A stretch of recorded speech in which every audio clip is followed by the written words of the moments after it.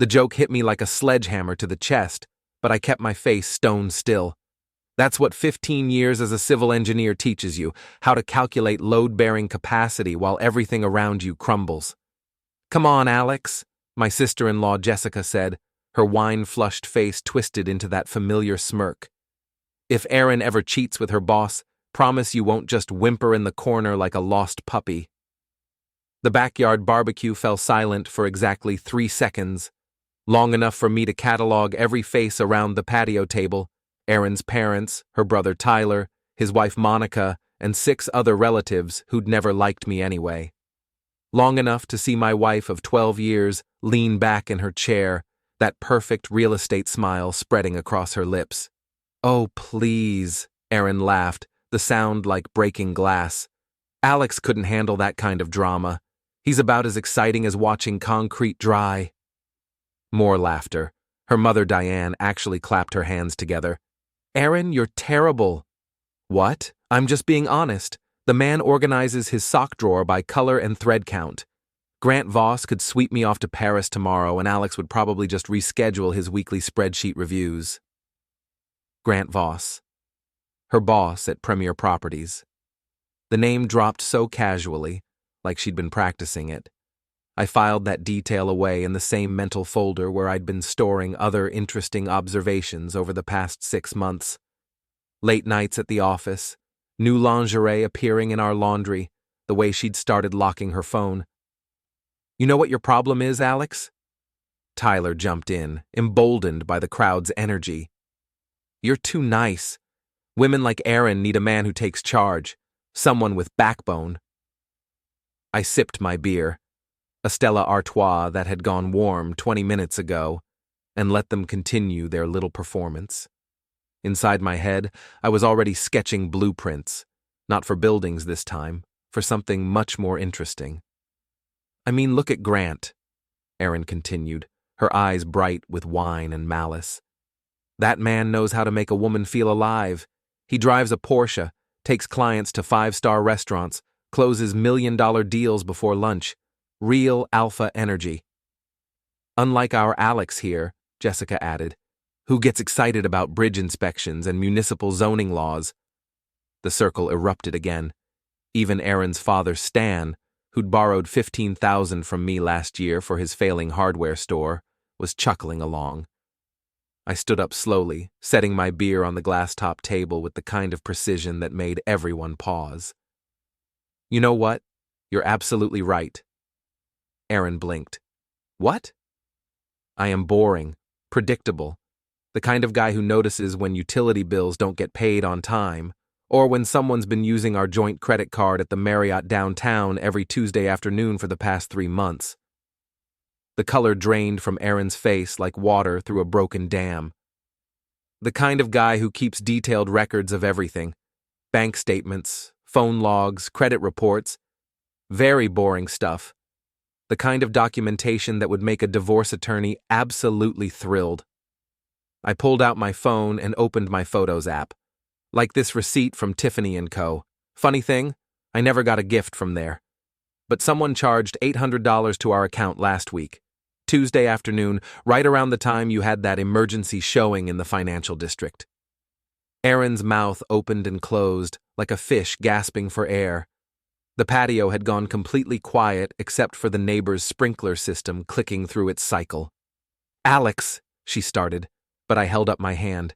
No, let me finish. "See, boring guys like me, we plan ahead. We notice patterns. We prepare for contingencies." I scrolled through more photos on my phone. "Like when we set up that joint savings account 5 years ago, remember? The one where we both had to sign for major withdrawals? Well, turns out only one signature is required for transfers to accounts in the same name." Before we dive deeper into this story, I have one small request.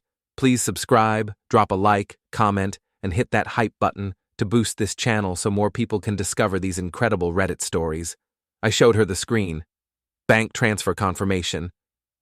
Our savings account, $43,000, moved to my personal checking account at 2:47 p.m. that afternoon, right before I'd arrived at this charming family gathering. "You see, Erin, Boring guys also read the fine print. She shot to her feet, wine sloshing from her glass onto her white sundress. You can't just… Actually, I can. It's all perfectly legal. Just like canceling our joint cell phone plan, which I did this morning, and the cable subscription, and the landscaping service. Oh, and I called the mortgage company too. Very interesting conversation. Did you know that when someone stops making payments on a house that's only in their name, the bank gets quite concerned? Tyler started to stand up, but I fixed him with the kind of stare I usually reserved for contractors who tried to cut corners on safety inspections. Sit down, Tyler. This doesn't concern you. Though I should mention, that loan you co-signed with Erin for her new BMW, the one she told you was for a client development program, you might want to check with your bank. Seems there's been some confusion about the payment schedule. Jessica's wine glass slipped from her fingers and shattered on the flagstone patio. What are you talking about? Ask your sister. Ask her about a lot of things, like why she needed a co-signer in the first place when she claims to be Premier Properties' top agent, or why Grant Voss has been paying for hotel rooms with his personal credit card instead of the company's. I pocketed my phone and straightened my shirt, a plain blue polo that Erin had always said made me look like a golf course maintenance worker. You know what the really boring thing about being a civil engineer is? We don't just build things. We also know exactly how to take them apart, foundation by foundation, support beam by support beam, until there's nothing left but an empty lot and a pile of debris.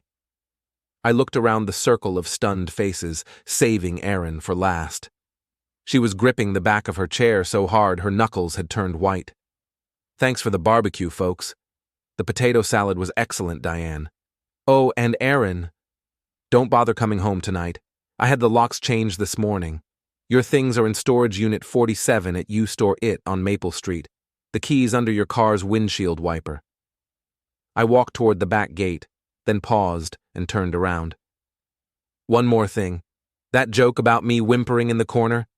You're right, Jessica. I wouldn't do that at all. I smiled, the same polite smile I'd worn through 12 years of their family gatherings, their little jokes, their casual cruelty.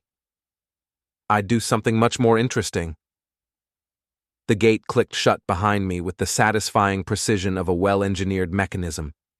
Through the fence slats, I could hear the explosion beginning. Erin's voice rising to a shriek, Tyler demanding explanations, Diane sobbing about the embarrassment. I climbed into my Honda Civic, reliable, boring, paid in full, and drove to my new apartment across town.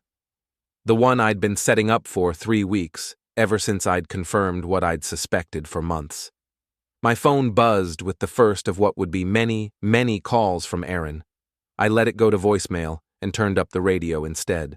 Some classic rock station was playing Tom Petty's I Won't Back Down, perfect soundtrack for what came next. The thing about revenge is that most people approach it like amateur contractors, all emotion, no planning, sloppy execution. They lash out in anger and end up with a structure that collapses under the first bit of pressure. But I'm a professional.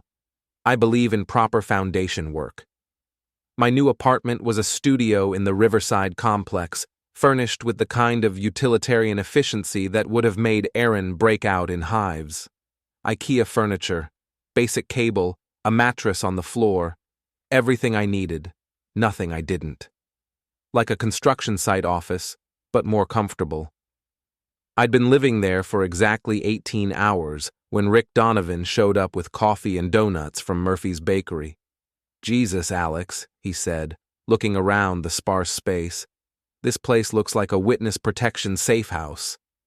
Rick owned Donovan's Pub downtown, the kind of neighborhood bar where cops and firefighters drank next to college professors and insurance adjusters.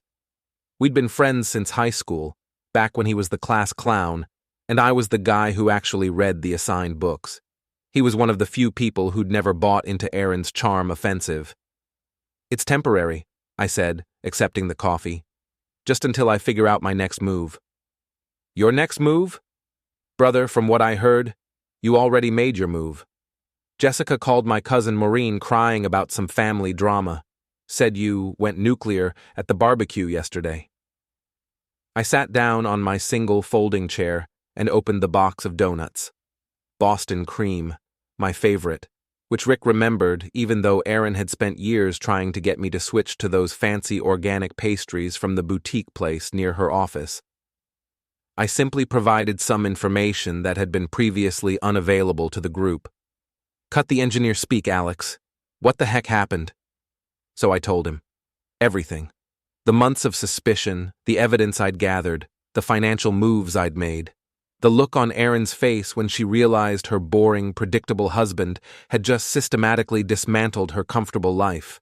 Rick listened without interrupting, occasionally shaking his head or muttering under his breath. When I finished, he was quiet for a long moment. "You know what the scary part is?" he finally said. "You're enjoying this." He was right. For the first time in years, I felt completely awake, alert, like I'd been sleepwalking through my marriage and had suddenly snapped back to consciousness. "She made her choice, Rick. I'm just making sure she lives with the consequences." "And Grant? What's your plan there?" I pulled out a manila folder from my desk drawer.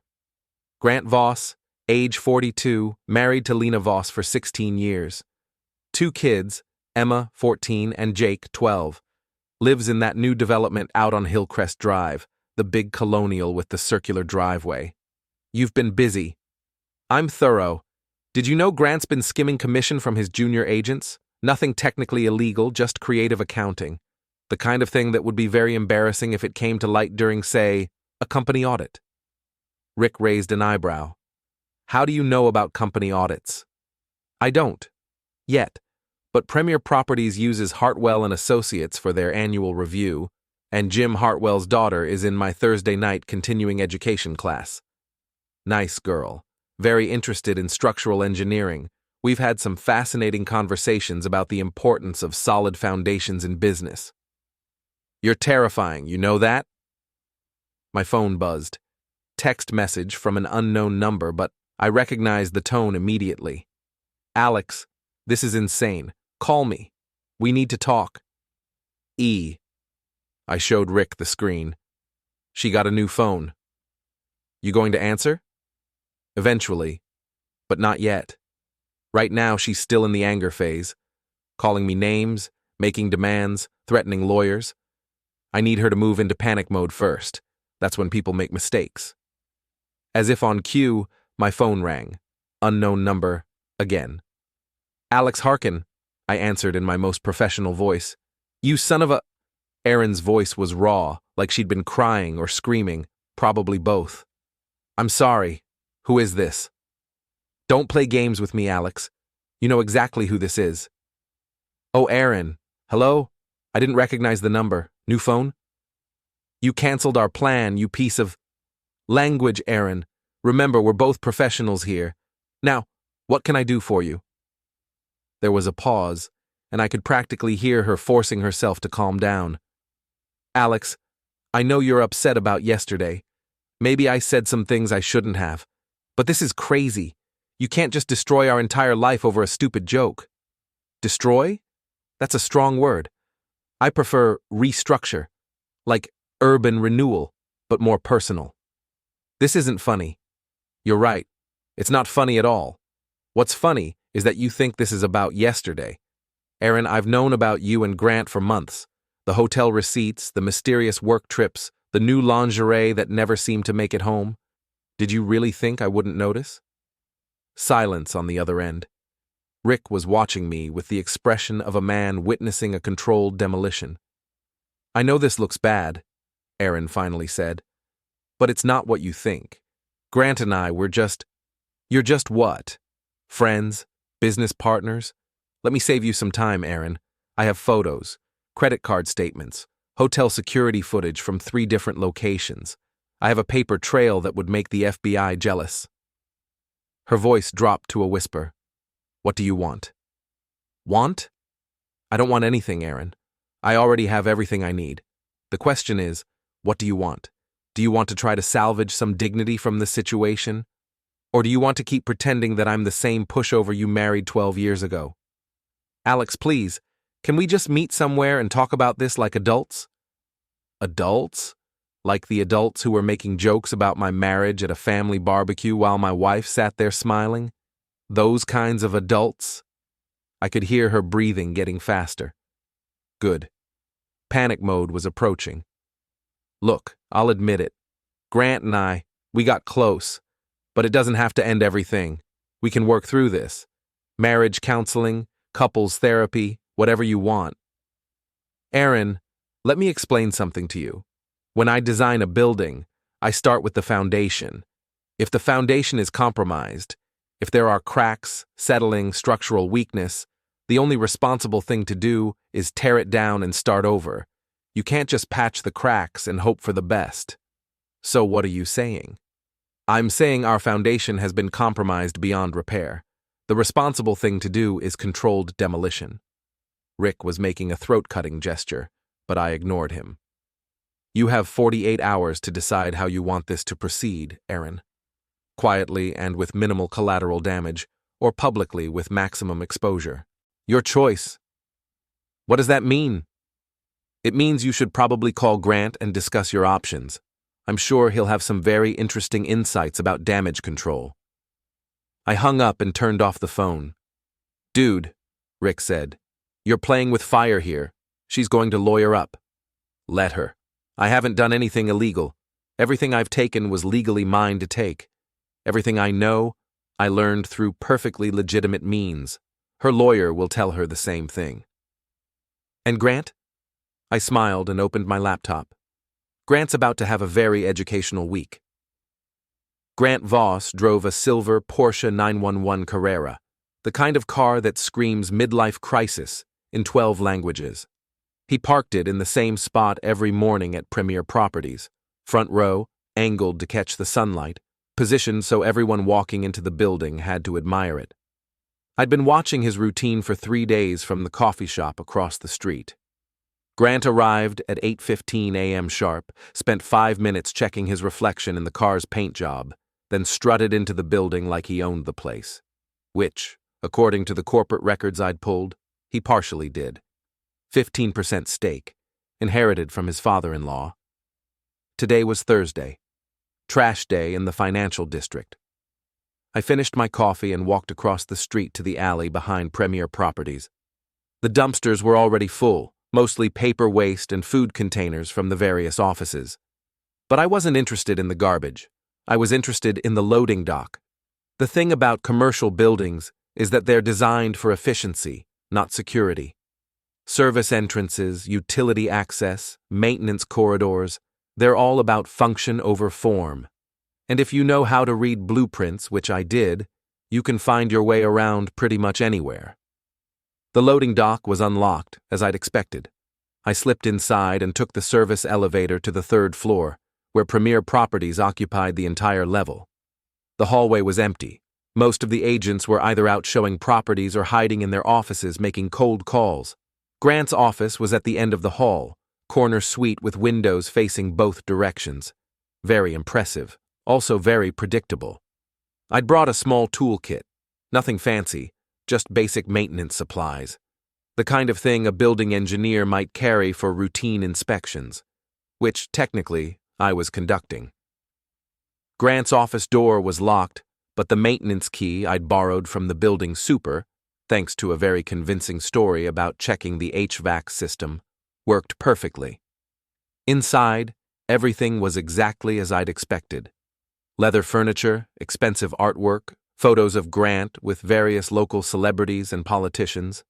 His desk was the size of a small aircraft carrier, covered with contracts and listing sheets, and there, in the top drawer, was exactly what I'd been looking for. Grant kept a spare key to his Porsche in his desk drawer. I'd seen him use it 2 days earlier when he'd locked himself out of the car. Very convenient for someone who might need to move the vehicle for, say, emergency maintenance work.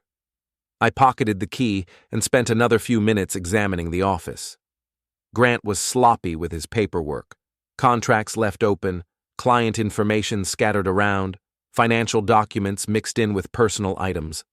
The kind of disorganization that suggested either supreme confidence or complete carelessness. Probably both. I was back in the coffee shop within 10 minutes, watching through the window as Grant emerged from the building for his usual lunch break. He walked to his car, checked his reflection again, and drove off toward the country club, where he ate the same Caesar salad every Thursday. That gave me exactly 90 minutes. The thing about expensive cars is that they're designed to be tamper-proof. Alarms, immobilizers, tracking systems, all very sophisticated. But they're not designed to resist someone who has the actual key and a working knowledge of automotive systems. I drove my Honda to the auto parts store and bought everything I needed: a bag of quick-setting concrete mix, a funnel, and 5 pounds of glitter from the craft section. The teenage clerk looked at me strangely, but I just smiled and said I was helping my daughter with a school project, not technically a lie. Back at Premier Properties, I used Grant's spare key to unlock the Porsche and pop the hood. The concrete mix went into the oil reservoir, not enough to cause immediate damage, but sufficient to create some very expensive problems over the next few weeks. The glitter went into the air conditioning vents, ensuring that every time Grant turned on the climate control, he'd be treated to a festive light show. But the real masterpiece was what I did to the interior. I'd stopped by the fish market on my way to the auto parts store and purchased 2 pounds of fresh shrimp. Not the expensive kind, the cheap, farm-raised variety that starts to smell within hours of leaving refrigeration. I removed the heads and shells, then carefully distributed them throughout the car's interior. Under the seats, in the door panels, wedged into the air vents, tucked into every crevice I could find. The beauty of this particular approach was its subtlety. The smell would start slowly, just a faint odor that Grant might attribute to something he'd tracked in on his shoes. But over the next few days, as the shrimp decomposed in the enclosed space, the Porsche would become increasingly uninhabitable.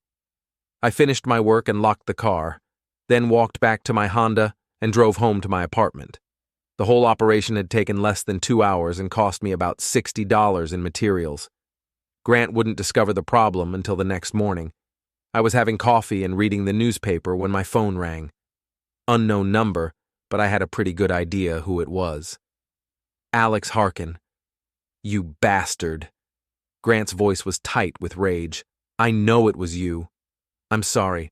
I think you have the wrong number. Who is this? Don't play dumb with me, Harkin. My car. What did you do to my car? Your car? I'm afraid I don't understand. Is there some kind of problem with your vehicle? There's shrimp in my Porsche, shrimp and glitter, and something's wrong with the engine. I set down my coffee cup and adopted my most concerned tone. Oh my, that sounds terrible. Have you considered calling the police? Or maybe your insurance company? Vandalism is a serious crime. I know it was you. Aaron told me what you're capable of. Aaron? Oh, you mean my wife. Well, soon-to-be ex-wife, I suppose. Yes, we've been having some discussions about the future of our relationship, but I'm not sure what that has to do with your automotive troubles. Listen to me very carefully, you piece of... Grant. Let's keep this civil. We're both professionals here. Now, if you're calling to accuse me of some kind of criminal activity, I think you should know that I have a very detailed alibi for yesterday afternoon. I was at the public library researching municipal zoning laws. Very boring stuff, but the librarian will remember me. I asked her several questions about property development regulations. There was a long pause. I could hear traffic in the background. Grant was probably calling from the parking lot, standing next to his ruined Porsche. What do you want? He finally asked. Want? I don't want anything from you, Grant.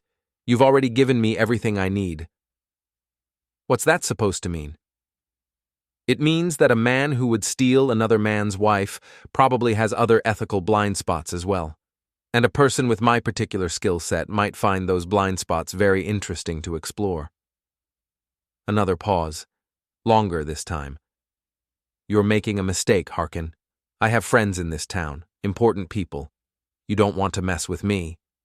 Friends? That's wonderful. I hope they're loyal friends, the kind who'll stick with you when things get complicated, because things are about to get very complicated indeed. I hung up and immediately called Rick. Donovan's Pub. Rick speaking. It's Alex. How would you like to help me with a little project? What kind of project? The kind that involves teaching a very arrogant man about the consequences of his choices. Rick was quiet for a moment. This isn't going to end well, is it? That depends entirely on how you define well. For me, it's going to end exactly as planned. The beauty of a small city is that everyone knows everyone else's business, but nobody talks about it directly. They whisper at coffee shops, exchange meaningful looks at the grocery store, and save the really good gossip for family gatherings and neighborhood barbecues. Which is why Jessica's emergency family meeting was so perfectly predictable. I learned about it from Monica, Tyler's wife, who called me at 7 a.m. on Saturday with barely contained excitement in her voice. Alex, it's Monica. I hope I'm not waking you up. Not at all, Monica. What can I do for you? Well, it's about tomorrow. Jessica's called a family meeting at her house. She wants everyone there, parents, siblings, the whole group. She says it's about the situation with you and Aaron. I see. And you're calling to invite me? Actually, Monica's voice dropped to a conspiratorial whisper. I'm calling to warn you. Jessica's been talking to some lawyer friend of hers, and she thinks she can pressure you into backing down. Something about emotional distress and financial manipulation. Monica had never liked Jessica. Too many years of being treated like the outsider who'd married into the family. This was her chance to watch the power structure shift, and she was clearly enjoying it. That's very thoughtful of you to let me know, Monica. There's more. Erin's been staying with Jessica since Thursday, and apparently she's been having some kind of breakdown. Crying all the time, not eating, calling in sick to work. Jessica thinks if they all gang up on you together, you'll cave and take her back. Interesting theory? Alex, I have to ask. Is it true about the hotel rooms and the credit cards? What do you think, Monica? She was quiet for a moment. I think Erin's been playing games for years, and she finally got caught. And I think Jessica's about to learn that you're not the pushover they all thought you were. You might be right about that. After Monica hung up, I sat in my folding chair and considered my options. I could ignore the family meeting entirely, let them have their little intervention without me, or I could show up and give them exactly what they were asking for. I chose option 3, controlled demolition. Jessica lived in a McMansion in Brookfield Estates, the kind of neighborhood where every house looked identical except for the color of the shutters, big lawns, circular driveways, and homeowners association rules about acceptable mailbox designs. The American dream, mass-produced and shrink-wrapped. I arrived at exactly 2 o'clock, carrying a manila folder and wearing my best suit, the charcoal gray one I'd bought for job interviews, but rarely had occasion to wear. If they wanted a formal confrontation, I'd give them one. Jessica answered the door with the expression of a woman preparing for battle. Alex, I wasn't sure you'd come. Wouldn't miss it for the world, Jessica. Family meetings are so important for communication and understanding. The living room was set up like a tribunal. Diane and Stan sat on the couch, flanked by Tyler and Monica. Jessica took the armchair that faced the room, clearly the designated spokesperson. And there, curled up in the corner chair like a wounded animal, was Erin. She looked terrible. Her hair was unwashed, her eyes were red and puffy, and she was wearing one of Jessica's oversized sweaters that made her look like a child playing dress-up. The transformation from confident real estate agent to broken victim was so complete, it was almost artistic. Alex, Diane started, her voice trembling with maternal concern. We need to talk about what you're doing to our daughter. What I'm doing? I'm not doing anything to Erin. I'm simply adjusting my own life to accommodate some new information about our relationship. You destroyed her car, Tyler said. And her credit. And her job. I haven't touched her car. As for her credit, that's between her and the various financial institutions she's been dealing with. And her job. I shrugged. I can't control how her employer responds to workplace relationship issues. Jessica leaned forward. Alex, I'll be direct. We know you're angry, and you have every right to be. But this has gone far enough. You're destroying not just Aaron, but yourself. This kind of vindictive behavior. It's not healthy. It's not normal. Vindictive? That's an interesting word choice. Let me ask you something, Jessica. When you made that joke at the barbecue, the one about me whimpering in the corner, what exactly were you hoping to accomplish? It was just a joke, Alex. I never meant... No. I think you meant exactly what you said. You were testing me, seeing how much abuse I'd tolerate before I finally stood up for myself. Well, congratulations. You got your answer. I opened my manila folder and pulled out a stack of photographs. These are pictures from the Marriott downtown, Tuesday afternoons, going back 6 months. Very clear images of Aaron and Grant entering and leaving the same room. I set the photos on the coffee table where everyone could see them. Diane gasped and covered her mouth. Stan's face turned red. Monica picked up one of the photos and examined it with the fascination of someone watching a car accident. And these, I continued, pulling out more documents, are credit card statements showing charges for jewelry, flowers, and romantic dinners that I never received or attended. Purchases made during what Aaron claimed were business meetings or client showings. Aaron finally spoke, her voice barely above a whisper. Alex, please, don't do this. Do what? Tell the truth? Share facts with people who claim to care about both of us? I pulled out another set of papers. These are bank records showing that Aaron has been systematically moving money from our joint accounts to a private account that she opened 6 months ago. The same account where Grant has been making regular deposits. The room went completely silent. Jessica's confident expression was starting to crack. But here's my favorite, I said, pulling out the final document. This is a lease agreement for an apartment in Harbor View, that new luxury complex downtown, signed by both Aaron and Grant, dated 3 weeks ago. Apparently, they were planning to move in together at the end of the month. I looked around the room, making eye contact with each family member. So, let me make sure I understand the situation correctly. My wife has been having an affair for months, stealing money from our joint accounts, and planning to abandon our marriage. But somehow, I'm the one who's being unreasonable? Diane was crying now. Stan was staring at the floor like he wanted to disappear through it. Tyler looked like he'd been punched in the stomach. Aaron, Jessica said, her voice shaking, is this true? Aaron's composure finally cracked completely. It wasn't supposed to happen like this. Grant and I, we fell in love. It wasn't planned. It just happened. For 6 months? Monica asked. You just happened to fall in love for 6 months while stealing money and lying to everyone? It's not that simple, Aaron sobbed. You don't understand what it's like being married to someone like Alex. He's so boring, so predictable. Grant makes me feel alive.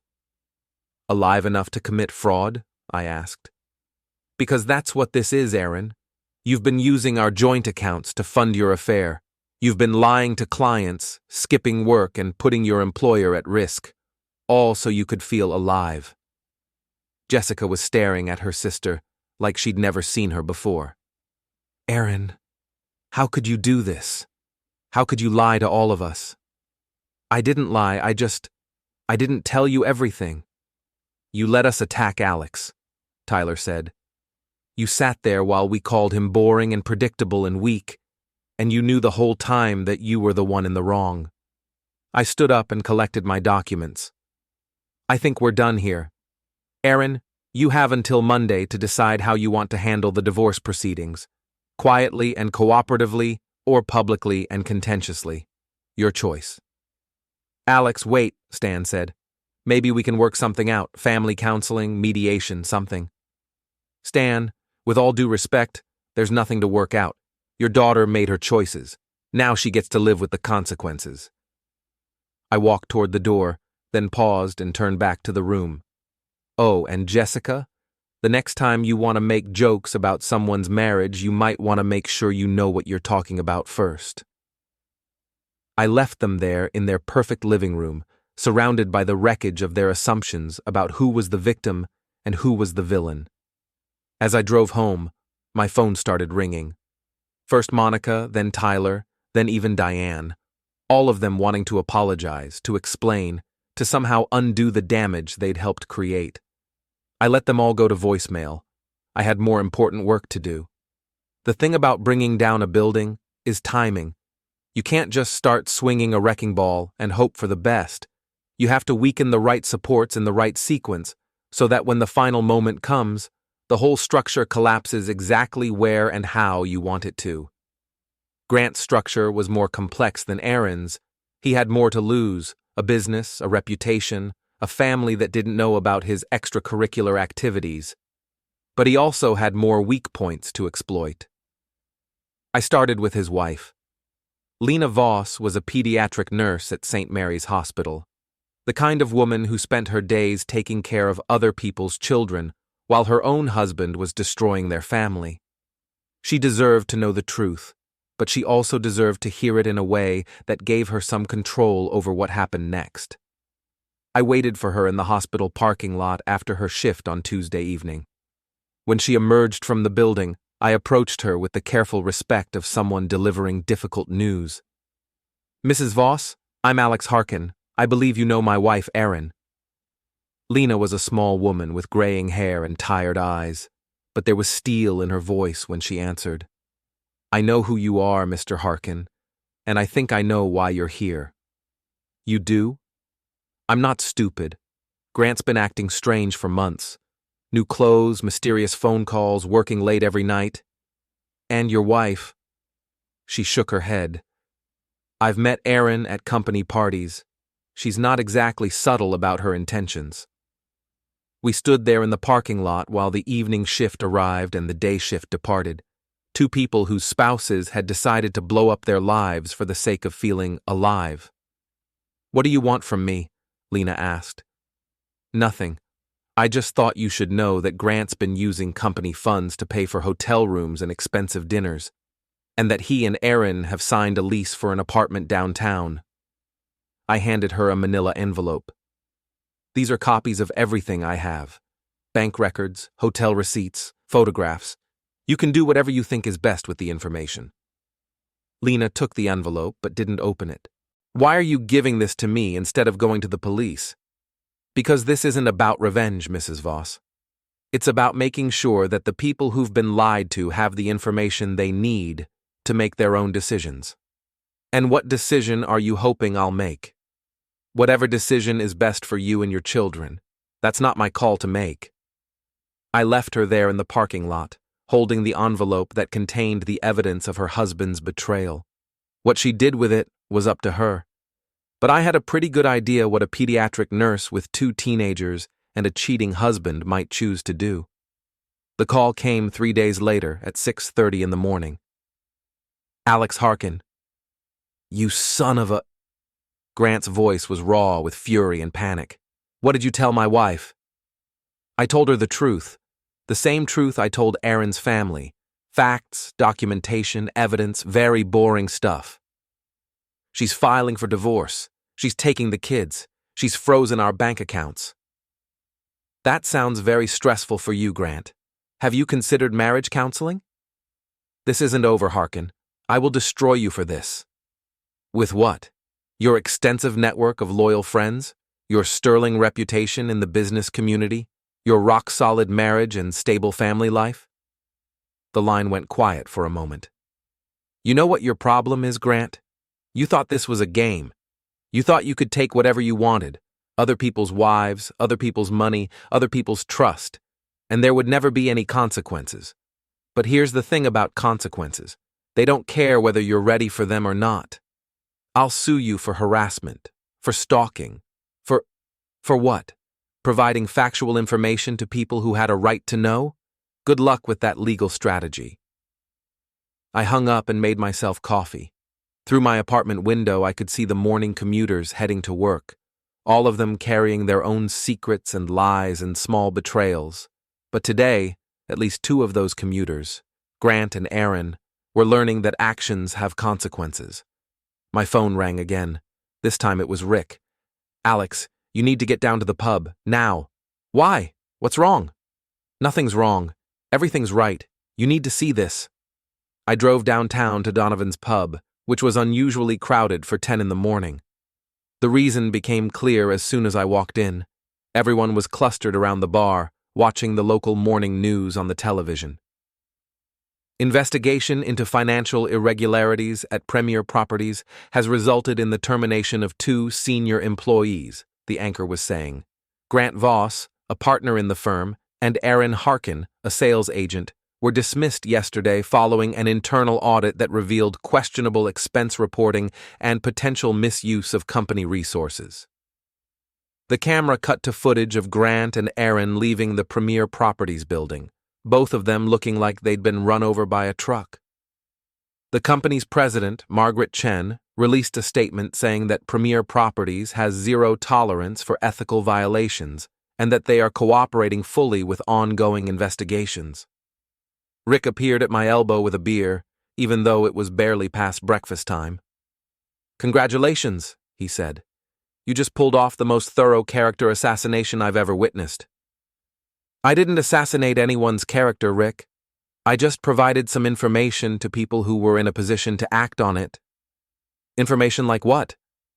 "Like the fact that Grant's been skimming commissions from junior agents for years, and that Erin's been inflating her sales numbers by double-counting transactions, and that they've both been using company credit cards for personal expenses." "How did you find all that out?" "I didn't find it out. Jim Hartwell's audit found it out. I just made sure the audit happened sooner rather than later." Rick stared at me. "You orchestrated a corporate audit?" I suggested to Jim's daughter that her father might want to take a closer look at Premier Properties books, purely as an academic exercise, of course. She's very interested in forensic accounting. The news report was wrapping up, but the damage was done. In a city this size, being fired for ethical violations was a career-ending event. Grant and Aaron wouldn't just lose their jobs, they'd lose their professional reputations, their social standing, and any chance of rebuilding their lives in this community. "So what happens now?" Rick asked. "Now? Now they get to start over. New city, new jobs, new identities, just like I did. Except you chose to start over. They're being forced to." I sipped my beer and watched the morning news move on to a story about road construction delays. "Rick, let me ask you something. If someone steals your car and you call the police, are you forcing the thief to face consequences, or are you just making sure that actions have appropriate results?" "I see your point, but this feels like more than just calling the police." "You're right. It's much more efficient." My phone buzzed with a text message from an unknown number. "You win. We're leaving town. I hope you're happy." I showed Rick the message. "Aaron?" "Probably, though it could be Grant. They're both having a pretty rough week." I typed back, "I'm not happy or unhappy, I'm just done." And I was. The foundation was gone, the structure had collapsed, and the lot was clear. Time to build something new. As I finished my beer and prepared to leave, Rick grabbed my arm. "Alex, can I ask you something? Do you feel bad about any of this? Even a little bit?" I considered the question seriously. "Rick, do you feel bad when you fire a bartender for stealing from the register?" "No, but that's different." "How is it different?" "Someone took something that didn't belong to them. Someone lied and cheated and hurt innocent people. Someone made choices that had predictable consequences. The only difference is scale." I put on my jacket and headed for the door. "Besides, I didn't destroy their lives, Rick.